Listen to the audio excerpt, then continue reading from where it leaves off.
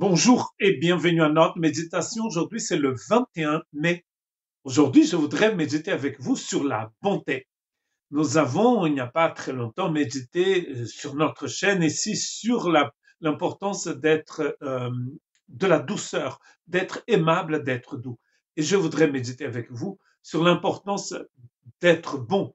Et pour cela, je vais lire avec vous dans Éphésiens chapitre 4 et verset 32. Soyez bons les uns envers les autres, compatissants, vous pardonnant réciproquement, comme Dieu vous a pardonné en Christ. Soyez bons les uns envers les autres. Comme la douceur et comme la patience et les autres fruits, la bonté ici est vue comme un fruit de l'esprit, c'est-à-dire que c'est une qualité divine, nous allons voir dans un autre texte, qui nous montre que cela vient de Dieu.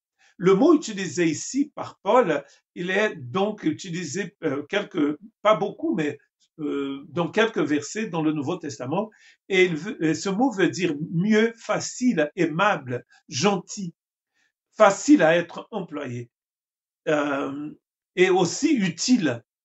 C'est quelque chose qui est utile, qui est facile, qui est aimable, qui est gentil. Et voilà que le Saint-Esprit nous exhorte par la bouche de Paul, les Éphésiens, d'être bons les uns envers les autres. Il a beaucoup de choses à dire sur cette lettre de Paul écrite aux Éphésiens, mais s'il y a une chose qui est très importante dans cette lettre, c'est que Paul dit que l'Église, en fait, c'est un projet éternel de Dieu et que avant la fondation du monde, Dieu nous a choisis en Christ pour que nous soyons tous à lui, pour que nous soyons saints pour lui. Et il dit aussi dans cette lettre que le projet d'Église, c'est un projet éternel de Dieu, c'est-à-dire de faire en sorte que toutes les nations, des gens de tous les peuples, de toutes les nations, puissent être en Christ Jésus. Et il va dire, comme il dit aux Galates, qu'il n'y a pas de différence. Aux Galates, il dit qu'il n'y a pas de différence entre juifs et grecs. On divisait ainsi la société de l'époque. Il avait les Grecs, c'est-à-dire tous ceux qui n'étaient pas juifs, et les juifs. C'est comme ça, dans le monde juif, on voyait le peuple, le monde. Et voilà que ici, Paul nous dit que l'Église, c'est un projet éternel de Dieu. Des deux peuples, Dieu n'en a fait qu'un. Dieu n'a qu'un peuple. Et comment ces personnes doivent se comporter les unes envers les autres? Elles doivent être bonnes les unes envers les autres.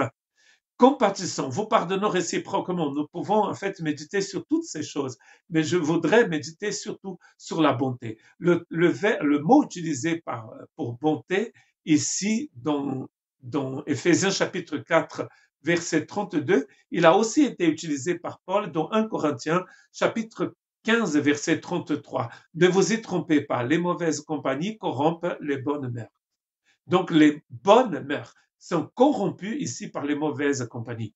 Donc ici, ce sont des choses qui sont utiles, qui sont bonnes. Et là, nous sommes en train de parler au niveau, dans le domaine de la morale.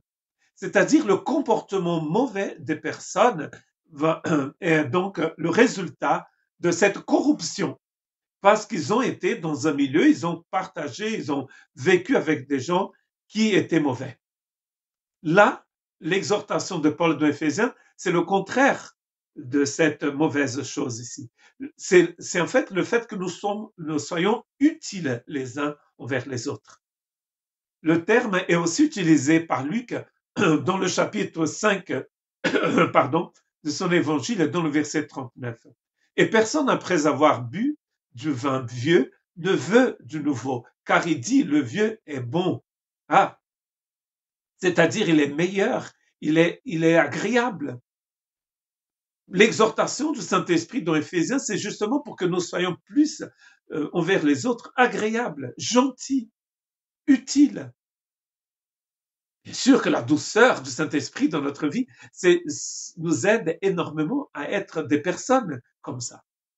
Le dernier verset, c'est un verset de Pierre, de 1 Pierre, où le même mot est d'ailleurs utilisé par Pierre, dans 1 Pierre 2, verset 3, si vous avez goûté que le Seigneur est bon.